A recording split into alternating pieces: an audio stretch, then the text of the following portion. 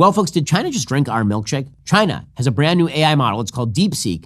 And some people are comparing this technical advancement from China to Russia's Sputnik moment back in 1957 when they launched a satellite into orbit, shocking America's technological cadre. What exactly are we talking about here? Apparently, China has now released a brand new AI. It is called DeepSeek. This is an AI that was trained on chips that are way less sophisticated than the Nvidia chips that have been sort of the drivers of the AI revolution. So, to review for just a second, for those of us who haven't been following AI very closely, artificial intelligence has progressed tremendously over the course of the last 3 to 4 years. Tremendously. If you've been following ChatGPT, it is so good at this point at pretty much everything, and it is only one step removed from being able to do many things in the real world. So, for example, if you use ChatGPT to put together a travel itinerary for any location on the globe, you can give it a prompt. It will give you the travel itinerary. Right now, you can't just hit book, but soon you will be able to do that. And AI is going to change how we do our jobs in so many different industries.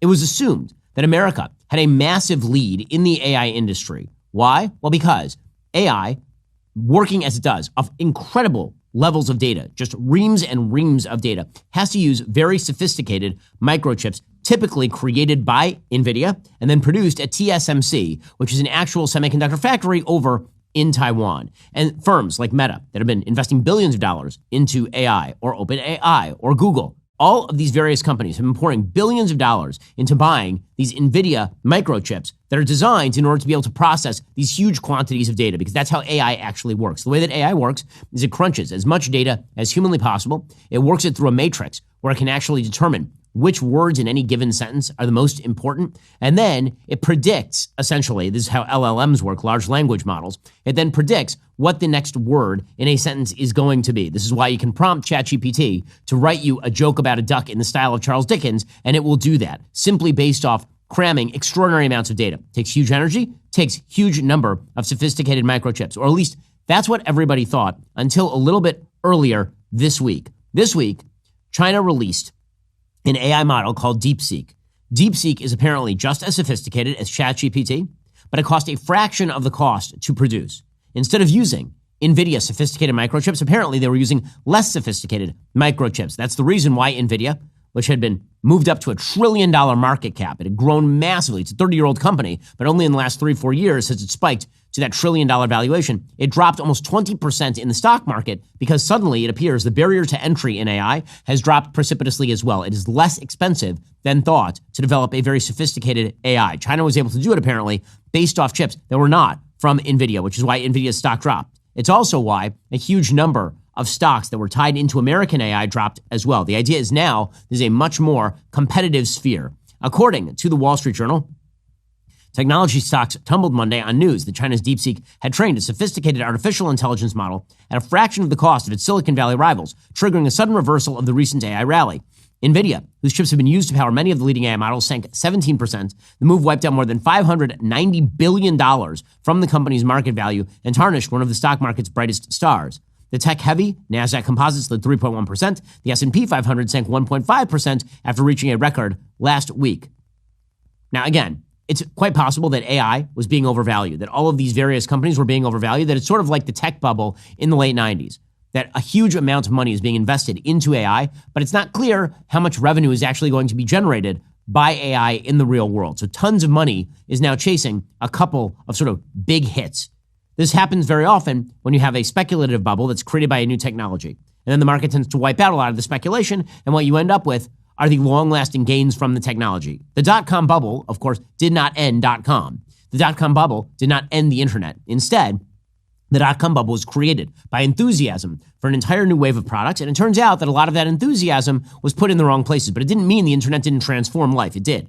The same thing is going to be true of AI. So a lot of these stocks that are currently highly valued may be overvalued at this point, and the fact that China was able to develop DeepSeek without using NVIDIA chips means, again, that many of these companies that were assumed to have essentially an oligopoly, that they were going to have enormous power in the AI market, maybe they don't have as much power as they thought they did, because it turns out the barrier to entry is now much lower. All in all, Monday's market bloodbath wiped out some $1 trillion from the stock market's value, according to the Dow Jones market data. Now, as I said, some people, like Mark Andreessen, the investor, have been comparing this to the Sputnik moment. Sputnik, of course, is when the Soviet Union launched a satellite that orbited the Earth and shocked the Americans out of their complacence about their technological superiority. This is something very, very similar. America had assumed that we were way ahead in the world of AI, and that was particularly because of our control over the microchip sector via TSMC and Nvidia. And it turns out, not so much. According to the New York Times, this new chatbot created by DeepSeek is the talk of the AI world. Apparently, it works basically as well as ChatGPT. One columnist said, I spent the morning playing with the chatbot, asking it, along with OpenAI's ChatGPT and Anthropic's Claude, all of the questions I could think of. After some initial toying, I was impressed. It was able to solve complex math, physics, and reasoning problems. I fed it twice as fast as ChatGPT. When I asked it questions about computer programming, the types a job applicant might be faced with in a technical interview, its responses were as in-depth and speedy as its competitors. Now, there are some problems with DeepSeek, and this is one of the reasons why America needs to win the battle for AI. DeepSeek monitors all your data. If you use DeepSeek, it is doing the same thing that all other various Chinese companies do. It is mining your data to an extraordinary extent. In the same way that TikTok is a Chinese psyop that is designed to draw enormous amounts of American data to it, the same thing is true of DeepSeek. According to their user agreement, we automatically collect certain information from you when you use the services, including internet or other network activity information, such as your IP address, unique device identifiers, and cookies. We collect certain device and network connection information when you access the service. By the way, this includes keystrokes. It includes pretty much all data. You know that DeepSeek also is censoring like mad. Right? DeepSeek will not allow you to ask questions, for example, about the Tiananmen Square massacre. So what does all of this mean? Well, according to President Trump, what this means is that it's a wake-up call to American industry. Get competitive. Get competitive now. Here's President Trump saying it's a wake-up call. He was speaking at the Congressional Institute yesterday. The release of DeepSeek AI from a Chinese company should be a wake-up call for our industries that we need to be laser-focused on competing to win, because we have the greatest scientists in the world. Even Chinese leadership told me that. They said, you have the most brilliant scientists in the world in Seattle and various places. But Silicon Valley, they said, there's nobody like those people. This is very unusual when you hear a DeepSeek, when you hear somebody come up with something. We always have the ideas. We're always first. So I would say that's a positive. That could be very much a positive development. So instead of spending billions and billions, you'll spend less and you'll come up with, hopefully, the same solution. Under the Trump administration, we're going to unleash our tech companies and we're going to dominate the future like never before. Okay, he's right about all of that, right? When the cost goes down of actually being able to participate in this market, that means more innovation and more competition, and that's good. As the Wall Street Journal points out, DeepSeek is challenging assumptions about the computing power and spending needed for AI advances. OpenAI, Oracle, and SoftBank last week made headlines when they announced a joint venture, Stargate, to invest up to $500 billion in building out AI infrastructure. Microsoft plans to spend $80 billion on AI data centers this year. CEO Mark Zuckerberg on Friday said Meta would spend $65 billion on AI projects and build a data center so large it would cover a significant part of Manhattan. Meta expected to have 1.3 million advanced chips by the end of the year, but DeepSeek's model reportedly required as few as 10,000 to develop, which means a radical reduction in the cost to actually develop a useful AI. So what exactly does this mean? Well, number one, President Trump had rescinded a Biden executive order that gave government far too much control over AI.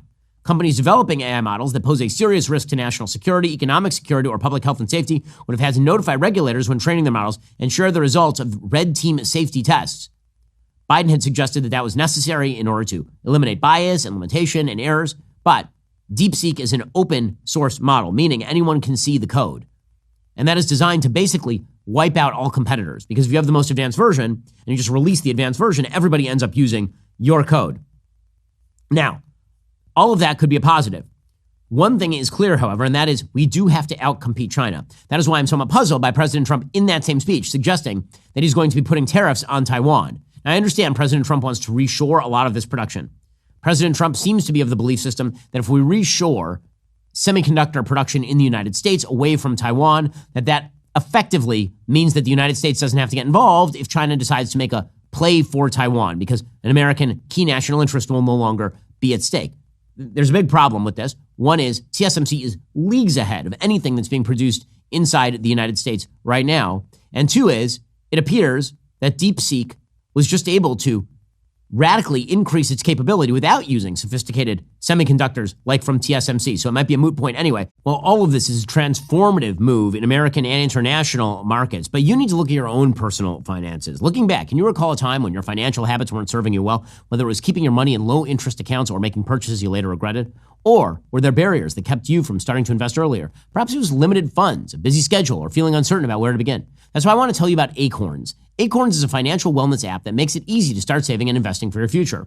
Acorns' diversified portfolios let you invest for the long term in a huge chunk of the American economy. That way you're better prepared to ride the swings in the market. Get exposure to well-known stocks like Apple, Nvidia, Tesla, and more. You can even invest in a Bitcoin-linked ETF as well, all while maintaining a well-balanced portfolio. The best part, Acorns lets you get started with the spare money you've got right now, even if all you've got is spare change. The app makes it simple to begin investing in just minutes with clear guidance every step of the way so you can give your money a chance to grow behind the scenes. Sign up right now. Join the over 13 million all-time customers who have already saved and invested over $22 billion with Acorns. Plus, Acorns will boost your new account with a $20 bonus investment. Offer available at acorns.com/Shapiro. That's acorns.com/SHAPIRO to get your $20 bonus investment today. Paid non-client endorsement compensation provides incentive to positively promote Acorns. Tier 2 compensation provided. Investing involves risk. Acorns Advisors LLC, an SEC-registered investment advisor. View important disclosures at acorns.com/Shapiro. Also, did you know that somebody becomes a victim of identity theft every 3 seconds? As we recognize Identity Theft Awareness Week, I want to talk about protecting your identity. In today's digital world, your personal information passes through countless hands at medical offices, retailers, and online services. With data breaches becoming increasingly common, it's more important than ever to stay protected. That's why I trust LifeLock to monitor hundreds of millions of data points each second, alerting you instantly to suspicious uses of your data. If identity theft does occur, you are in good hands. LifeLock's professional restoration specialists have years of experience and the expertise to resolve any identity theft issues, guaranteed, or your money back. The most comprehensive plan includes the $1 Million Protection Package, offering up to $3 million in coverage. Plus, their monitoring services work around the clock to help protect your credit cards, bank accounts, and personal information from being misused. One of my producers, Jess, currently uses LifeLock. She's emphasized the peace of mind that comes with knowing their experts are always monitoring her sensitive information for any suspicious activity. So, right now, save up to 40% off your first year of LifeLock.com/Ben. That's LifeLock.com/Ben to save up to 40%. Terms apply. LifeLock, for the threats you can't control. Here's President Trump announcing his tariffs on Taiwan, which again is a strange move since, again, Taiwan is in fact an American ally.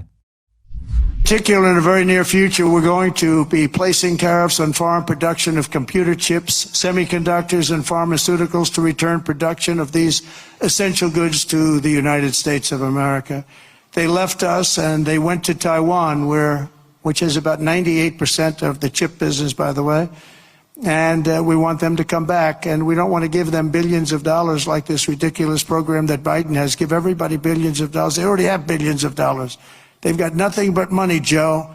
They didn't need money. They needed an incentive. And the incentive is going to be they're not going to want to pay a 25, 50, or even 100% tax. They're going to build their factory with their own money. We don't have to give them money. They're going to come in because it's good for them to come in. They're giving them money. They don't even know what they're going to do with it. I had people tell me, we have no idea. We didn't need money. They don't know if they're probably going to use the money to build in other places, other countries. It's a ridiculous plan, very expensive and ridiculous. The only way you'll get out of this is to build your plant. If you want to stop paying the taxes or the tariffs, you have to build your plant right here in America. That's what's going to happen at record levels. Okay, so he wants to reshore a lot of this stuff. Taiwan, for its part, is trying to basically talk him out of this, suggesting, hey, you guys are running way behind. You design the chips. We make the chips. That's a pretty good deal when it comes to free trade. And it lowers the cost, and it's going to be necessary to lower the cost given the fact that China is now much more competitive. And this does play into concerns over the way that the Trump administration so far is dealing with China. Obviously, when it comes to TikTok, my hope, and I think this is true, is that President Trump has been using carrots and sticks with regard to Chinese outfits like TikTok. He has delayed, for example, the implementation of the shutdown of TikTok in order to negotiate presumably a sale of TikTok that will end without TikTok being controlled by the Chinese. If we are, in fact, in competition with China, which we certainly are, then we need to be using every resource at our disposal and not hamstringing our ability to compete with the Chinese by putting tariffs on semiconductors, which, of course, drives up prices for precisely the companies we need to actually outcompete the Chinese on this basis. Now, with all of this said, President Trump has been pairing his call for tariffs more broadly with a call for tax decreases. So, for example, President Trump the other day suggested funding the government solely through tariffs. Now, If the question was, can we substitute tariffs for income tax? I'm in. Really, if you're going to lower the costs on business in the United States by giving giant tax cuts and at the same time increase government revenues through tariffs, that seems like a worthwhile trade-off. If, however, the idea is tariffs without any sort of concomitant deregulation or tax cuts, that just raises prices in the United States. And then how about just no tax? You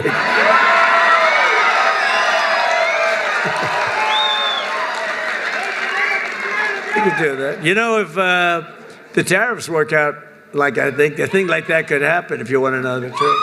You know, years ago, 1870 to 1913, we didn't have an income tax. What we had is tariffs, where foreign countries came in and they stole our jobs, they stole our companies, they stole our product, they ripped us off. And, you know, they used to do numbers, and then we went to a tariff system.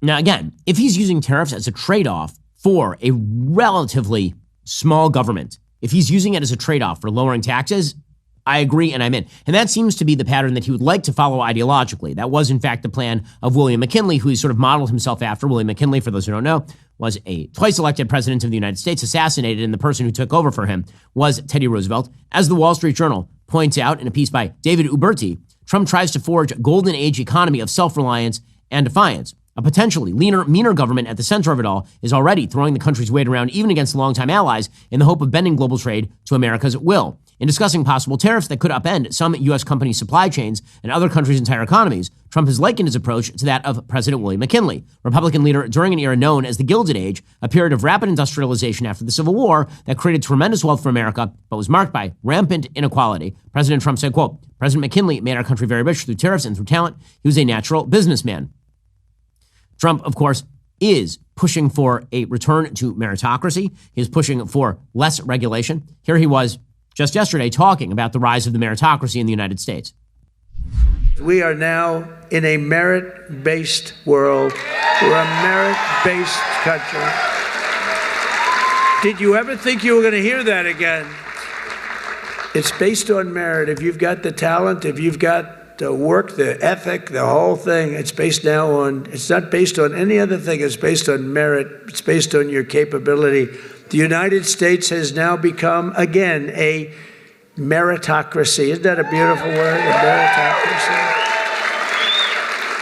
Based on merit. If you do your job well, you're going to go places. Okay, that's great. Again, that's all great. Now, one of the things that he is also doing is he's taking executive action in order to radically reduce spending inside the federal government. So, according to Politico, tens of billions of dollars in federal grants and loans to organizations across America will be halted today after yet another bombshell order from the White House. A brief two-page memo, first published by Marisa Cabas, a New York-based journalist, and swiftly matched by Washington Post, revealed the next step in Trump's warp-speed overhaul of the U.S. state, an immediate freeze on all federal grants and loans to outside bodies which may not align with the president's worldview. While Social Security, Medicare, and payment to individuals will not be affected, this does include grants and loans issued to research bodies, charities, universities, and community projects. The scale of the order is so broad, it cites federal spending totaling $3 trillion that people are freaking out about all of this, of course. The memo, issued by the acting director of the White House Office of Management and Budget, Matthew Vaith, said all federal spending must be aligned with presidential priorities. That includes immigration, foreign aid, DEI programs, and the environment. One of the things you're going to see here is something called malicious compliance, in which you see lower down deep staters attempt to apply these rules to clearly meritorious projects. So there's a grant for cancer research, for example, and you will see some low down deep stater basically say, well, we can't give the grant to the cancer project. What's the point? The point is not to enact Trump's will. The point, of course, is to thwart his will by doing something that earns a bad headline. You saw the same sort of thing happen just the other day with Pete Hegseth. Hegseth, the Secretary of Defense, put out a memo saying no DEI inside the DOD, and everybody freaked out because somebody low down in the DOD said we can't teach the Tuskegee Airmen anymore. And Hegseth's like, that's not what I meant at all. You're going to see much of the same thing applied to, for example, cancer research, but it will be quickly corrected. Now, Trump does have the power to pause spending subject to review, and the president did have the power to withhold congressional spending prior to the Impoundment Control Act of 1974. So it'll be interesting to see what the Supreme Court has to say about all this. If we get a meaner, leaner government with lower taxes and lower regulations that gets paid for by tariffs, and he really does mean to sort of redo the McKinley policy, kind of interesting. certainly interesting. Meanwhile, Democrats are insisting, of course, that President Trump fix all the problems within the first 24 hours. Chuck Schumer, who had not mentioned inflation for years, the Senate Minority Leader, now he's saying the president has to answer how he brings down egg prices. The president owes the American people some answers. What is he going to do about the price of eggs that's been exacerbated by bird flu? When hundreds of thousands and even millions of chickens die, they lay fewer eggs. And when there are fewer eggs, the price goes up. The problem's reaching crisis levels. In November, a dozen eggs cost approximately $4 at a grocery store in New York, already too high. It used to be $2 a year earlier. Now, that same dozen eggs cost $6. And experts believe that the price of eggs could increase as much as 20% more this year if outbreaks continue, meaning that the same dozen eggs would be $8. Hilarious. So he wouldn't talk for years about the price of eggs, but now we are like a week into the Trump administration, part 2, and he's talking about egg prices. Well, folks, when it comes to the world of politics, there are always battles over opinion, but then there are also battles over the facts. Well, how many times have you heard someone spout off opinions as if they were cold, hard facts? The media spins, politicians distort, social media amplifies, and somehow the truth gets buried. It can be very frustrating. We live in a world where narratives often matter more than reality. But here's the thing, data does not lie. If you want the data, you need usafacts.org. USA Facts isn't about narratives, it's just the data. Real, nonpartisan, verifiable data straight from government sources. Whether it's taxes, healthcare, or the economy, USA Facts gives you the numbers you need to cut through the nonsense and make informed decisions. And they make it really easy. Go to usafacts.org, sign up for their weekly free email that you can rely on to get the data behind the news. It's like a personal briefing on the state of the nation, delivered right to your inbox. No spin, no bias, just facts. Look, if you care about how our government is spending money and where your taxes are going, this is for you. Go to usafacts.org right now. Get clear, contextualized facts on the issues that matter. It's time to know the facts because data does not lie. That's usafacts.org. Check it out today. There's no reason to fight over the facts because the facts are just the facts. You should fight over the opinions. Instead, check out the facts at usafacts.org today. Also, research shows one of the biggest challenges employers face is the pressure to hire quickly. Let's be honest. Searching for great candidates and reviewing applications can feel like a full-time job in itself. Well, if you're an employer who can relate, I have one question for you. Have you tried ZipRecruiter? ZipRecruiter has figured out how to solve this very problem. In fact, 4 out of 5 employers who post on ZipRecruiter get a quality candidate within day 1. Right now, you can try ZipRecruiter for free at ziprecruiter.com/dailywire. ZipRecruiter is the #1 rated hiring site that employers trust most based on G2. Their powerful matching technology starts working immediately, connecting you with qualified candidates so you're not going to waste your time or money. When you find that perfect candidate, you can use ZipRecruiter's pre-written invite to apply message to reach out to them directly. So relax, employers. Let ZipRecruiter speed up your hiring. See for yourself. Just go to ziprecruiter.com/dailywire right now to try it for free. That's the same price as a genuine smile from a stranger, a picture-perfect sunset, or a cute dog running up to you and licking your hand. Again, that's ziprecruiter.com/dailywire. ZipRecruiter is indeed the smartest way to hire. That's why I've been using it here at Daily Wire ourselves for years. Go check them out right now. ZipRecruiter.com/dailywire to try them out for free. And Democrats are struggling for a way forward. President Trump is moving fast. He is breaking things. That is for sure. And he's going to need to because he's been left with a really fragmentary world thanks to Joe Biden's policies. Democrats are searching for a way forward on a wide variety of issues. #1 on the list, of course, is immigration. Democrats have not yet decided whether to go along with President Trump's tough on immigration proposals or whether to resist them. Pete Hegseth, the Secretary of Defense, he said yesterday that the military will be activated to protect the sovereign territory of the United States. If you see what the president said last week in his executive orders, he's hitting the ground running. He's made it very clear. There's an emergency at the southern border, that the protection of the sovereign territory of the United States is the job of the Defense Department, and the cartels are foreign terrorist organizations. As a result, this Pentagon Snap 2 last week, we helped move forward troops, put in more barriers, and also to ensure mass deportations, support of mass deportations in support of the president's objective.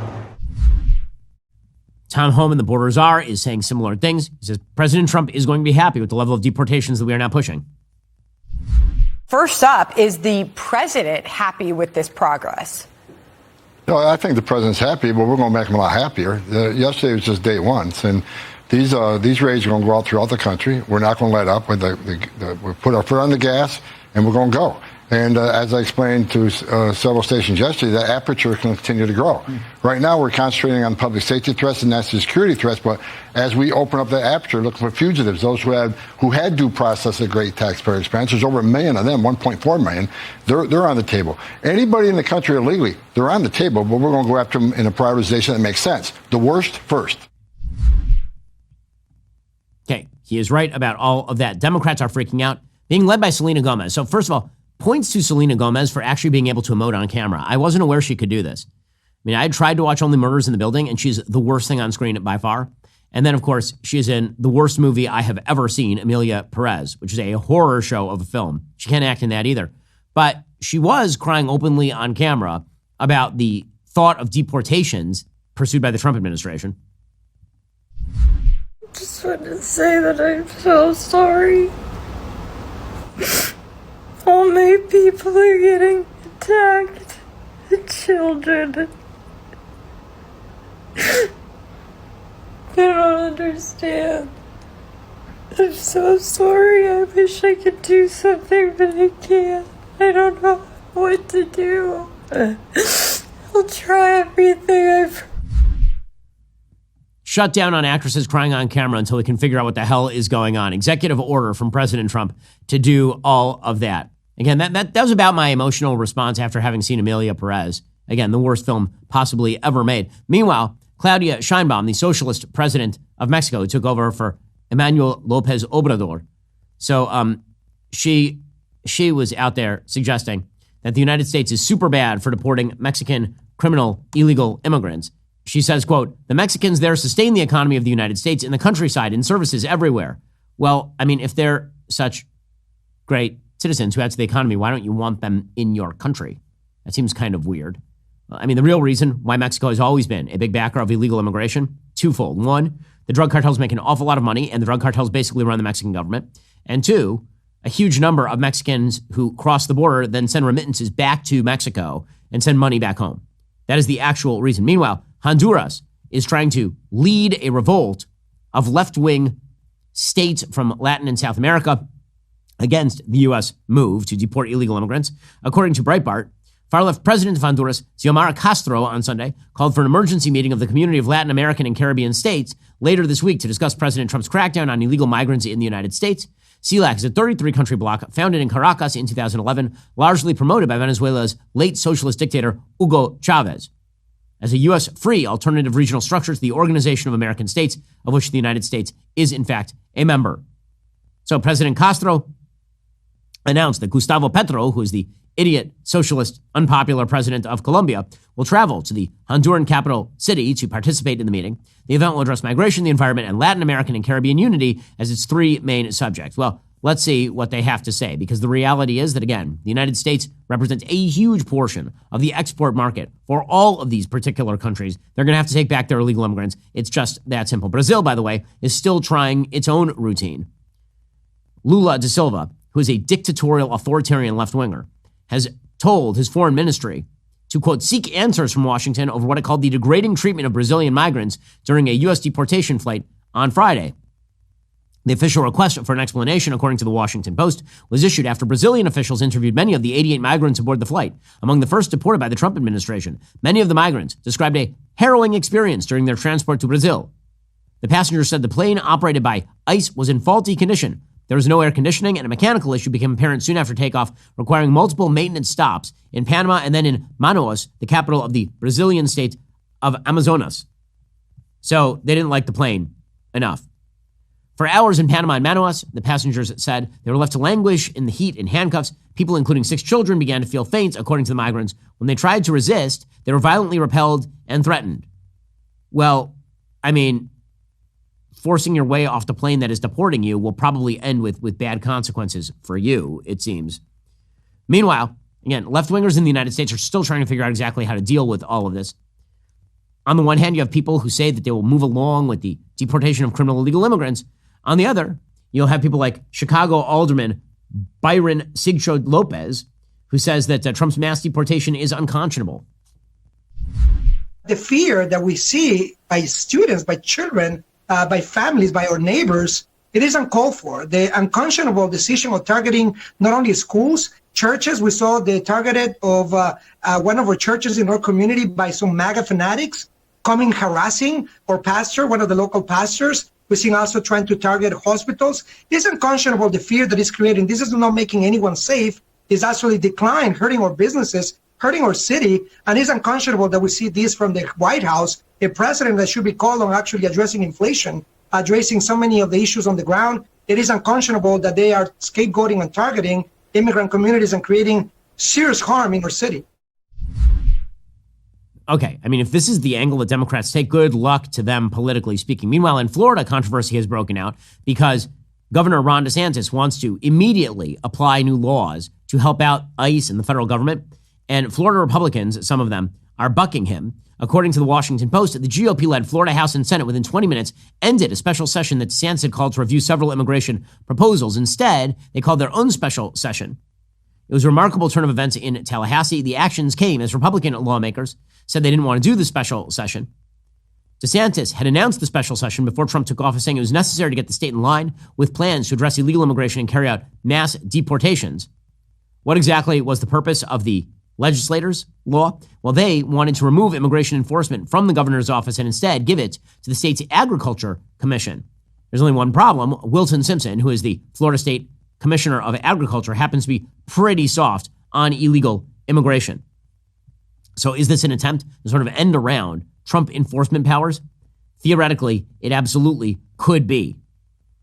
Right, so I hope that the Trump administration takes note of precisely who is opposing attempts by Governor DeSantis to actually implement what Trump would like with regard to compliance with federal immigration law. Again, there are many differences between DeSantis' session proposal and the Florida legislature and what they are actually pushing, including, for example, law enforcement compliance. The DeSantis proposal would have mandated maximum participation in the deportation with penalties for noncompliance.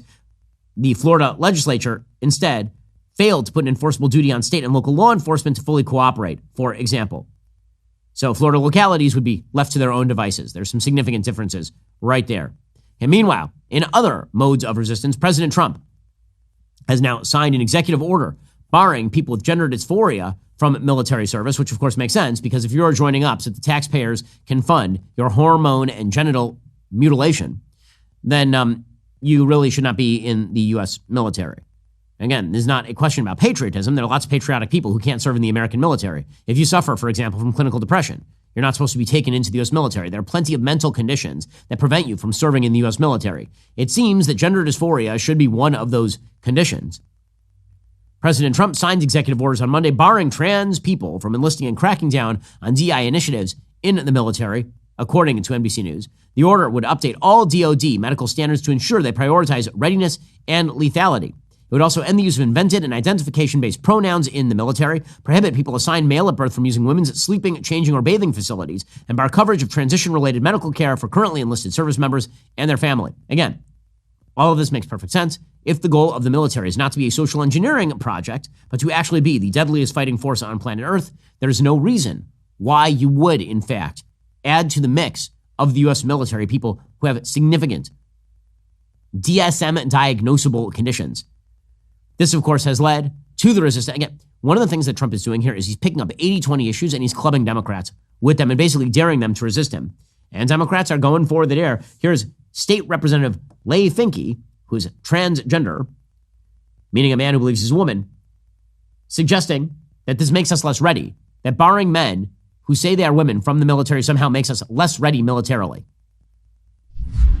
I would say that there is no evidence anywhere that has been presented that transgender service members are anything but qualified to be a part of our military service. The military is the largest employer of transgender Americans. You heard up to 14,000, 15,000 members identify as trans, and 56 of our retired generals have said that our trans members are ready to serve. They are fit to serve. This will only make our military less ready to serve by taking 15,000 people who volunteered out of service. Really? Really? I'm going to believe you. Sure. What we need is more admirals like Rachel Levine.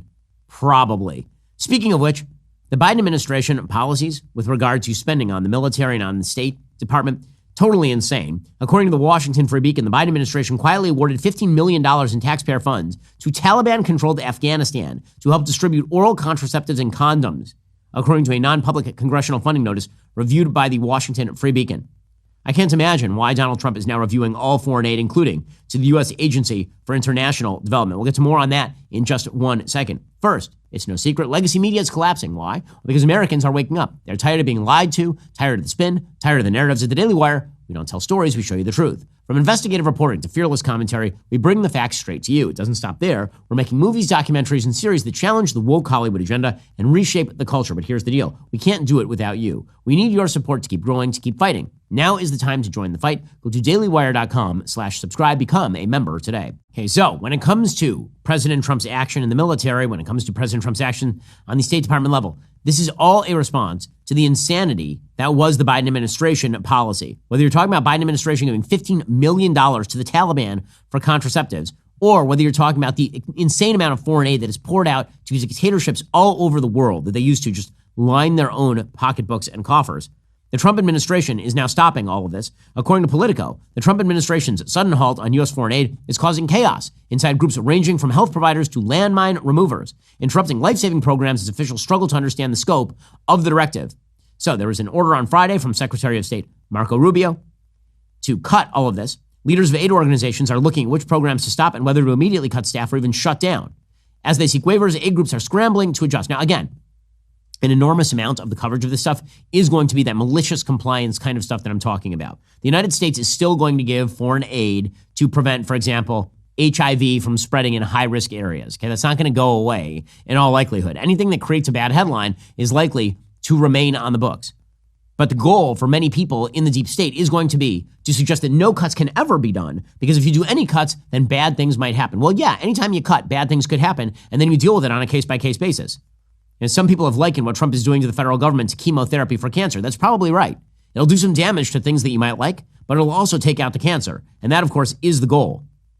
Among the aid groups that appear affected are ones that remove landmines from conflict zones, provide testing and treatment for people with HIV in African countries through the president's emergency plans for aid relief, tackling food security worldwide. But again, how much of that aid is actually necessary? How much of that aid is actually useful? That would be the big question. Because it turns out we got some problems here at home, as well as many people have noted in the past. If it's not a core American interest, then us spending billions of dollars handing it to dictators all over the world seems like a very, very bad plan. Meanwhile, the State Department has been urged to observe the spirit of President Trump's anti-DEI order during Black History Month, according to the Wall Street Journal. The State Department should observe the spirit of the Trump administration's elimination of DEI in its public messaging, according to a Monday directive viewed by the Wall Street Journal.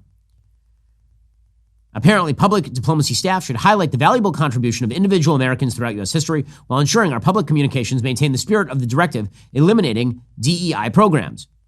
There'd be no restrictions on content or programming related to accessibility or people with disabilities. The goal, of course, was to stop, for example, the propagandizing of Black History Month in the State Department. Because, again, the idea is that when you divide Americans by group and then you promote Americans by group, that is generally a bad thing. Secretary of State Marco Rubio sent cables last week to staff. There's great talent in the department, but, quote, upholding strict meritocracy is essential to securing our nation's future. And he even opened an email account, DEIA-Truth at opm.gov, to monitor the possibility of people trying to shift DEI programs into sort of old wine into new bottles, so to speak.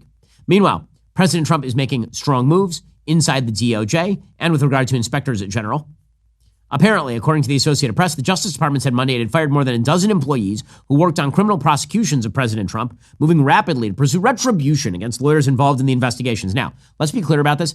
Firing lawyers when you come into the presidency is a pretty well-established precedent. You don't want lawyers in the DOJ who are going to target things that you don't find to be actual law enforcement priorities. And when people say, how dare President Trump weaponize the DOJ, all I can say is, the DOJ was weaponized under Joe Biden against Donald Trump directly. The abrupt termination targeted career prosecutors who worked on Jack Smith's team, which of course makes perfect sense because if you believe that Jack Smith was a political player, then you could have simply recused yourself from engaging in those particular investigations. Nonetheless, the sort of self-righteousness of so many of the people in the federal government, their weird belief that the world rests on their shoulders and their shoulders alone is pretty amazing. Here, for example, is one Inspector General fired by President Trump named Mark Greenblatt. He was talking about the email that he received from the Trump administration. You were appointed by Donald Trump, or named to this position by Donald Trump back in 2019. Do you have any sense of why he would put you on this list? No, I don't know. And all that was stated was the changing priorities in that email, which I understand the other IGs who were removed, the 17 or 18 of us, we're still sifting through the rubble, frankly, to find out how many IGs were removed. But as far as I know, all of us got essentially the same email that said changing priorities. Okay, the real arrogance was shown by one Inspector General named Mike Ware, who suggested, hey, we did wonders for the country. Wonders. Yes, you did wonders. We have done a stellar job. That is the case with almost all the IGs that have been removed. These people have stood on business. They've done their job in a fair and balanced way that have done wonders for our country.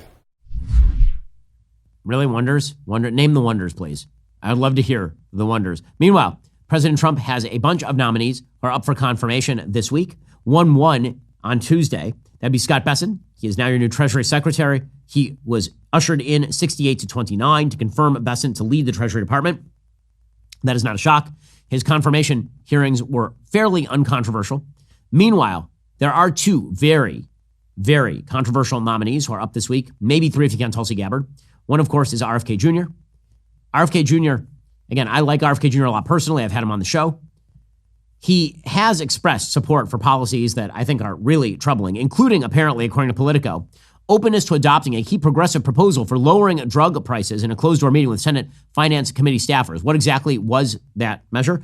He indicated that he would consider authorizing the government to seize the patents of high-priced medicines from manufacturers and sharing them with other drug makers as a way to force down costs. Okay, that is a great way to destroy research and investment in the medical industry. If you just seize patents, which are actual private property, and then you just distribute them out there, who is going to put the money into research and development, into R&D, to develop a drug knowing it could be seized at any moment by the federal government and just redistributed to a bunch of people who never produced the drug in the first place? Again, that approach was long supported by progressive Democrats. It was supported a little bit by Joe Biden, who would use executive authority to take certain drug patents developed using taxpayer money and license them to other manufacturers that might make and sell them for less. That is going to generate some pretty significant pushback from Republicans, you would imagine. Big backers of that policy include Elizabeth Warren and Bernie Sanders. And then, of course, RFK Jr. is going to have to face down questions about his formerly pro-choice positions. Now, Katie Miller, who's Kennedy's spokesperson, disputed the characterization. She said, quote, "This is once again another example of Politico carrying Democrats' water. After Politico was told this did not occur the way Democrats have described it, they're seeking to publish it in an attempt to denigrate Bobby Kennedy and create a story where there is not one. The fact remains this did not occur. This is a smear campaign against Donald J. Trump." So, apparently, I hope that's right, because I like RFK Jr. a lot on a personal level, and I hope that he did not back any policy like that. One truly egregious nominee, and this is a really bad nominee, is Lori Chavez DeRemer for Labor Secretary. Okay, she is just a stand-in for union-based labor for these very, very corrupt private and public sector unions who should presumably use government power in order to cram down on private industry a wide variety of bad regulations. Senator Rand Paul, who's a libertarian, said he's a no on Lori Chavez DeRemer. It'd be kind of surprising if she got through. She could lose 15 more Republicans. At the same time, a bunch of Democrats could vote for her, so maybe they pick her up. Question is whether she makes it out of committee in the first place. Alrighty, guys, in one second, we're going to get to the most insane media story of the day, courtesy of the New Yorker magazine. First, if you're not a member, become a member. Use code Shapiro. Check out for 2 months free on all annual plans. Click that link in the description and join us.